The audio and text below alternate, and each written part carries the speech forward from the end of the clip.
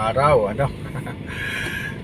Ulit tayo at magbabahagi tayo ng salita ng ating Panginoon, ano, na at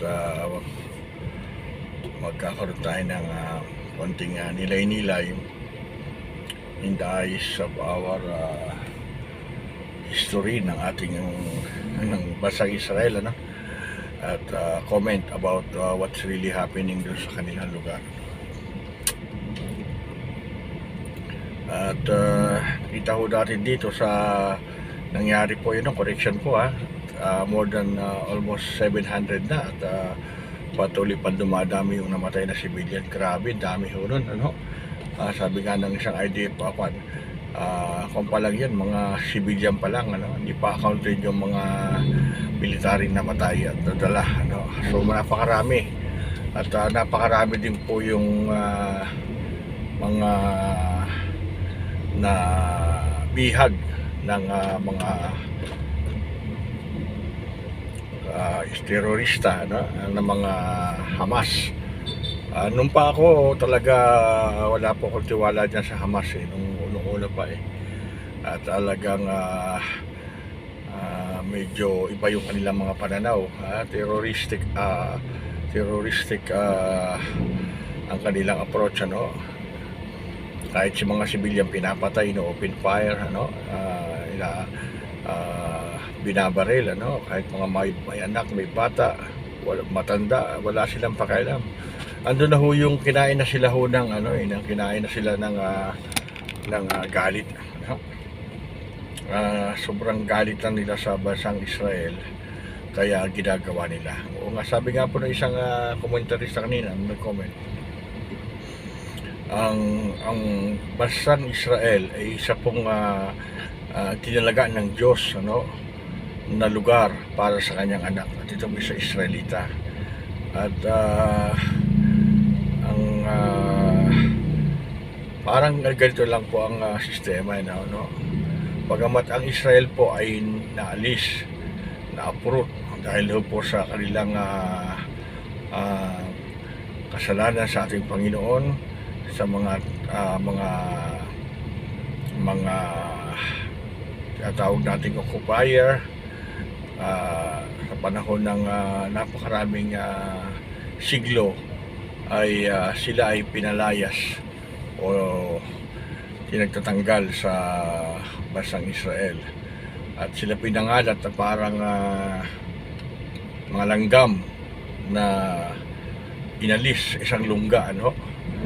At makalipas ho ng maraming taon, ano, sila po'y nakipamuhay sa iba't ibang bansa, particularly in Germany, iba't ibang mga bansa. At ngayon, noong 1948 po ba yan, 19, forgot the dates, ano, binuuli sila pinalik sila ng ating Panginoon para sila ay maging isang bansa, ano. Ngayon po, isa pong kung pag-aaralan ho natin ang mapa ng Israel, ito po ay napakalawak, ano, halos masakop ito sa Jordan, sa baba, marami pang mga sa Egypt, may mga parte po ng sa unang yung sa Canaan, we call it Canaan, ano po, sa promised land na binigay sa atin binigay sa Israel ng Panginoon panahon ni Moses at ni Joshua. Ito po yung napakalapad, maraming mga bansa, Syria, parte ng Iraq o Egypt, yan po ay lupang pangako ng ating Panginoon sa mga Israelita. At by historically, makikita naman po dito kung saan sila nanggaling, ano, yung kung pag-trace ho natin ang kanilang history ng Israel, makikita mong isa itong bansang napakatibay, napakatatag at kinakatakutan ho ito ng panahon ho ni Moses, ano.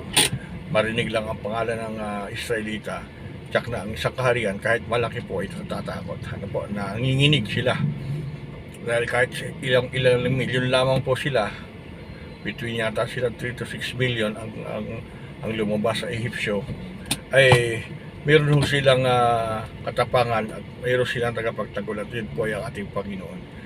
At wala po naging laban po ang pinaka-elite soldiers ng Egypt, ng Parao, para nang sila'y habulin sa dagat, sa Red Sea, upang sila ay puksain, para sila ay hindi mapakinabangan ng iba at hindi makalabas, kasi lalabas ho na kahiya ang Egypt sa pag-alis ho ng Israelita.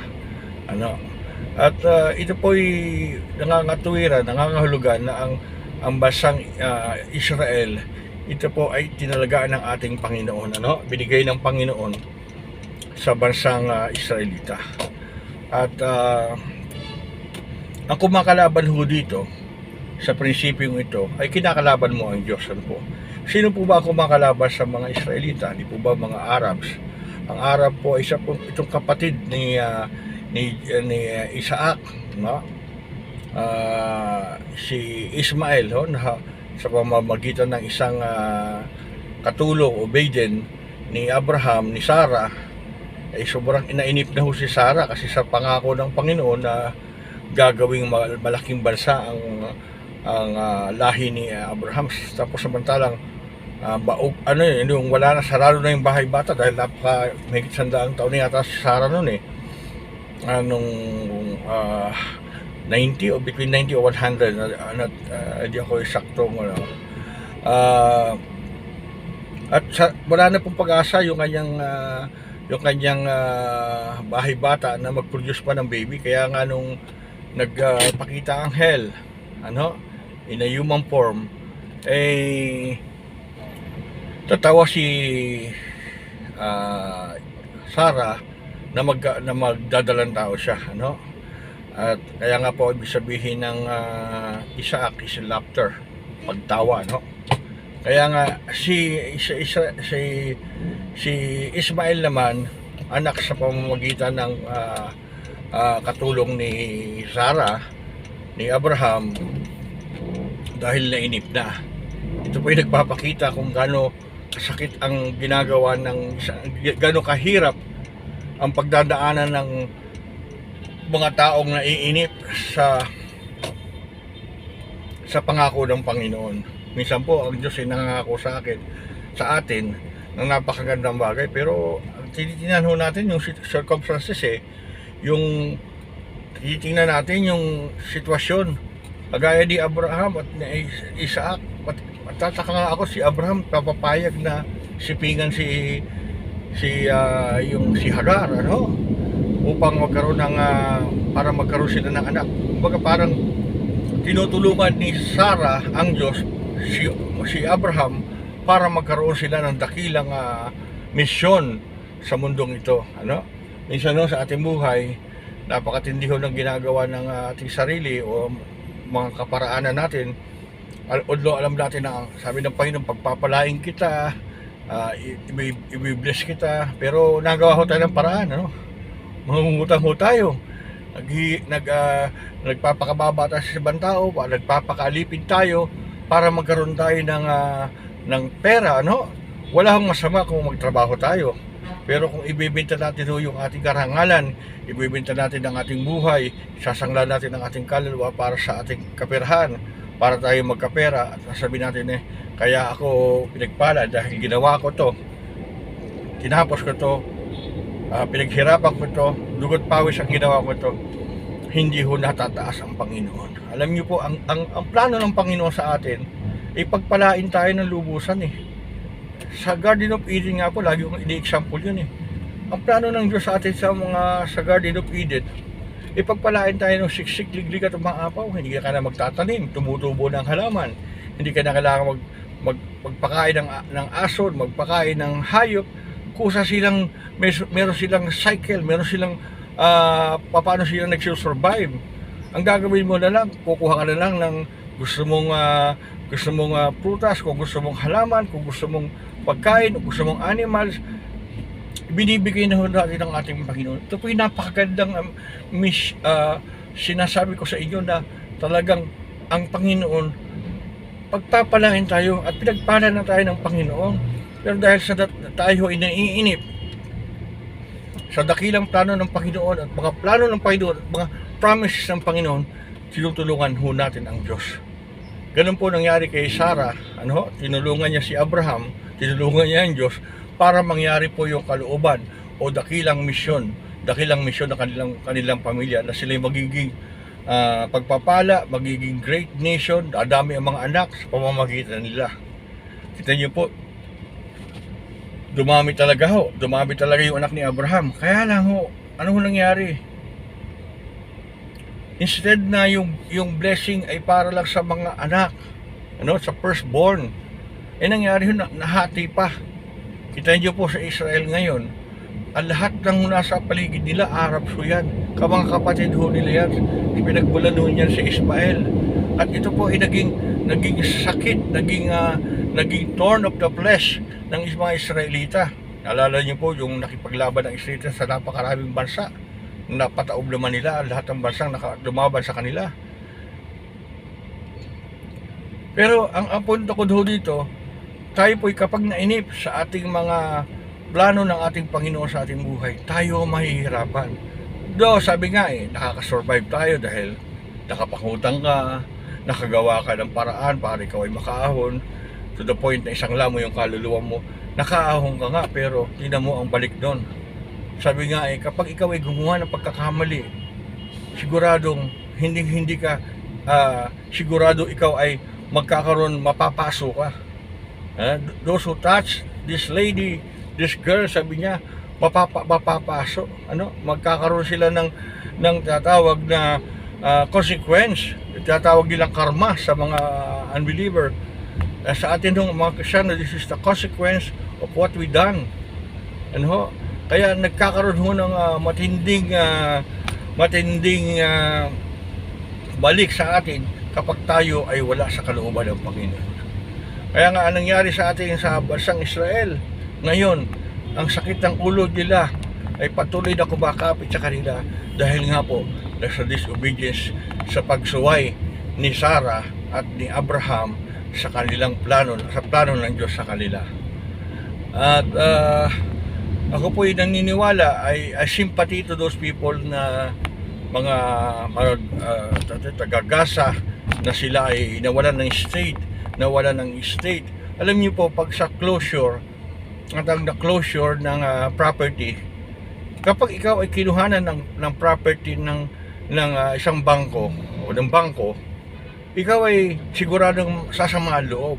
Pero you have to accept the reality.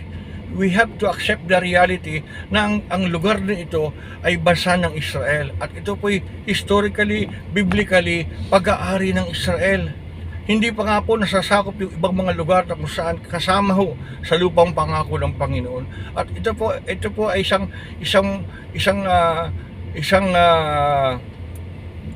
isang property na ipinangako sa Diyos ng Diyos kay Moses, kay Joshua at kay Abraham. The promised land. Kaya kapag tayo, tingnan natin wag natin tingnan natin ang consequence na nangyayari dahil sa pag-atake ng mga Hamas. Maraming civilian ngayon ang namamatay sa Gaza. Sabi nga ng isang general o isang tagapagsalita ng IDF o Israel Defense Force, the blood of those people that killed Israelites and the Gazan people that are being killed right now by the bombardment of the Israel is in the hands of Hamas leaders. Nakita ko po yung mga isang clip kanina na may mga leaders na po na-capture, dalawang naka-civilian na-capture ng Israelite people. Marami pa po. Ito po ay consequence ng ginawa ng pagsalangsang natin sa consequence ng nangyayari. Kasi kung pagpipilto ng mga Gazan people na kanila yung property, yung kunin nila yung mga property na nakuha sa kanila, hindi na po mangyayari yan. Kasi ang Diyos na mismo ang kumilos para ito ay mabalik sa bansang Israel. Kaya sabi ko nga, kung tayo po ay kinukuha na ng property ng bangko, sasama ho loob natin kasi nawala sa atin yung property. Pero we have to accept the reality na ito po ay kailangan mangyari, because we are fighting the Lord of Lords and the King of Kings. Ano po? Kaya ito po yung nangyayari kung saan lagi nag-aaway sila dahil sa bansang Israel ay pilit nilang sinasabutad, pilit nilang ginagawa ng masama dahil si Satanas galit ng galit sa hari o sa lahi ni Abraham, kasi itong lahing ito ang nagbigay o nag-produce ng Misaya at dinaanan ng Misaya para mabigyan ng justice ang ginawa ni Satanas at saka yung 1/3 fallen angels. Sabi nga nung asawa ko isang araw, nakakagabi, Daddy, mangaral ka na mangaral upang ang mga tao ay mga ligtas, upang ang mga tao ay makakilala ng salita ng Panginoon. Alam niyo po talagang kami po ay double time sa pangangaral ng salita ng Panginoon upang maipahayag namin ang kabutihan ng Panginoon. Napakadakila ho ng Panginoon. Talagang hindi po siya nagbabago noon, ngayon at magpakailanman. Kaya nga sabi ko sa Garden of Eden, pinagpapalad na tayo ng Panginoon. Pinagpalad na tayo ng Panginoon. At sabi ng Hebrew 13 verse 8, Jesus Christ, the same yesterday, today, and forever. Hindi siya nagbabago. Kung kaya niyo pagpalain si Adan at Eva, kaya rin niyang pagpalain ang mga taong anampalataya sa Kanya. Sabi ko nga, may isang comment ako na narinig na, no? Mas mapalad tayo ngayon kasi nung panahon ni Abraham, ni Moses, ni Enoch, bago ka maging matuwid, kailangan paniwalaan mo yung darating na Misaya. For you to be saved is to believe on the promises of God. For you to be counted as a righteous man, kailangan naniniwala ka sa gagawin pa ng Diyos. Pero ngayon mga kapatid, mga kapastoran, tinapos na ng Panginoon lahat ang mga promises niya, ang mga pangako niya, ginawa niya na sa ating panahon, na siya ay namatay sa krus ng Kalbaryo at binigay niya na ang buhay niya sa atin. Kaya napakasarap pong isipin na sa pamamagitan ng kanyang ginawa, tayo ay pinagpala na ng Panginoon. Ako nga po, hindi ako talaga nag-worry sa buhay ko. Bakit po ako mag-worry? May Diyos na ako. Hindi na ako natatakot sa kamatayan. Kung kukunin niya ako bukas, kung kukunin niya ako mamaya, kung kukunin niya ako kung kukunin niya ako after 50 years. Hindi na po ako nag-worry kung kailan niya kukunin, sapagkat alam ko, naniniwala ako na ako niligtas na ng ating Panginoon, sapagkat sa pamamagitan ng dugo at tinapos ng Panginoon at pagtiwalaan ko siya ng lubusan na siya aking tagapagligtas, ako po'y may buhay na walang hanggan. At yun po'y nais ko i-share sa inyo, nais kong ibahagi sa inyo na tayo ay kayang ligtas ng Panginoon sa ating mga buhay. So, wala pong imposible sa sitwasyong ito na nagkakagulo na sa mundo, sa iba't ibang lugar. Wala pong masulingan ang mga tao, pero ang tao talagang matigas ang ulo. Pilit na lang sa pamamagitan ng kanilang sarili para sila ay makaahon, nawawala na ho yung pagiging makadiyos ng mga tao. Naalala ko pa nga po yung bansang Israel, bansang Africa. Sabi nga nung isang Africa, sa Africa napakarami ng mga mananampalataya, sa isang building 3 ang simbahan. Kaya lang ang problema po sa kanila, masyadong naging extreme, masyadong naging mali ang karamihan o hindi naman lahat, nagiging extreme ang kanilang pananampalataya. Sa makatuwid, ang kanilang paniniwala ay sa pamamagitan ng pagyaman, prosperity gospel. Karamihan doon, napakaraming prosperity gospel. Nagtitiwala sila sa lakas ng kanilang paniniwala. Wala naman pong masamang magtiwala, kailangan tayo din ho ay magtatrabaho. Faith without works is dead. kailangan po kung tayo na ng patay na pinagpala na tayo ng Panginoon, kumalaw naman tayo. Ano? Kasi sabi ng Panginoon, pagpapalain niya yung gawa ng iyong kamay. Kung wala kang ginagawa sa iyong kamay, ano pagpapalain ka ng Panginoon? Paano kung pagpapalain pa kung wala kang ginagawa? Yan niya. Ano mang apakan ng iyong paa ay magiging sa iyo. And God, He will expand your territory. Paano kung wala kang ginagalaw? Nandun ka na sa bahay mo. Nandun ka na sa boarding house mo. Nakakuya-kuy ka lang doon. Naghihintay ka ng pabala. Paano ka lalawak ang iyong territory kung hindi ka lumalakad? Wala kang naapakan kundi yung bahay mo lang, kwarto mo lang, computer mo lang. Paano tayo pagpapalain? Paano tayo pagpapalain ng Panginoon? Kaya mga kapatid, kailangan po tayo maging pagbatsyag, maging bantay para sa ating mga kaluluwa at ating mga kabuhayan at ating pamilya. Kung wala ho ang pagsama ng Panginoon, tandaan ho natin, kung wala po ang pagsama ng ating Panginoon at pakikipisan ng Banal na Espiritu sa atin, hindi ho kailanman tayo mananaig. Bagkus tayo po ay mahihirapan dahil ang ating buhay ho ay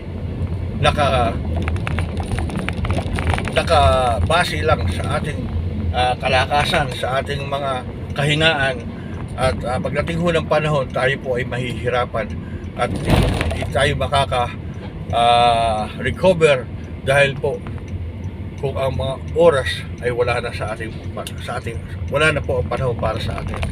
Kaya habang may panahon pa, habang may time pa, tayo po ay magbalik loob sa ating Panginoon, maglingkod sa Panginoon, upang sa muling pagbabalik ng Panginoon, hindi ho tayo natatakot sapagkat alam natin na kasama tayo na tinubos at pinagpala ng ating Panginoon. Life will not end in this earth, but life will not end because we will have eternal life. Whether we are in heaven, we are in hell, tayo po ay may buhay na wala hanggan. So we have to choose what life, saan tayo pupunta, saan tayo patutungo. Ang sabi ho ng Panginoon, nag-set siya ng life and death upon our destination. Piliin po natin ang life o piliin natin ang death, nasa sa atin ho yun.